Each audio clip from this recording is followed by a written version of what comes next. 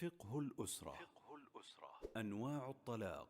نوعهای طلاق از روی ترتیب سه نوع است. طلاق رجعی، این طلاقی است که شوهر زن خود را بعد طلاق پیش از تمام شدن مدت عده‌اش به یگان شرط باز میگرداند و این چنین طلاق او کمتر از سه طلاق باشد. الله سبحانه و تعالی فرمود طلاق یعنی طلاق رجعی دو بار است. پس از آن به خوشخویی نگاه داشتن است یا به نیکویی نگاه کردن. سوره بقره آیه 229. نوع دوم این طلاق است که بازگرداندن آن با عقد نکاح نو است. یعنی اگر شوهر زن خود را یک و یا دو طلاق دهد و پیش از بازگشتنش مدت عده‌اش به آخر رسیده باشد، پس او را بازگردانده نمیتواند مگر با عقد نکاح نو.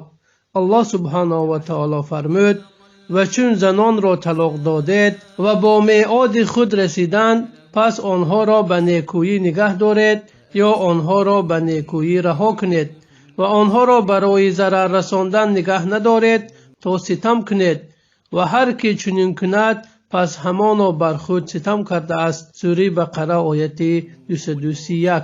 و نوع سوم طلاق است که آن بازگشت ندارد، یعنی مرد زن خود را سه طلاق دهد. در این حالت بر زن جایز نیست که با شوهرش بازگردد مگر اینکه آن زن به شخص دیگر شوهر بکند، از روی رغبت خود شوهر کرده باشد، نه با طور مجبوری، با شرطی که جماع انجام یافته باشد. سپس طلاقش را بدهد و هم مدت عده‌اش به پایان رسد.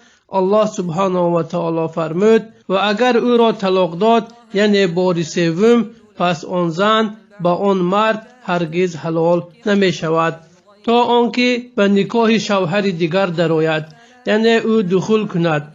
و اگر این شوهر دیگر زن را طلاق داد، پس بر آن هر دو گناه نیست در آنکه با هم با نکاح بازگردند. سوره بقره آیه 230.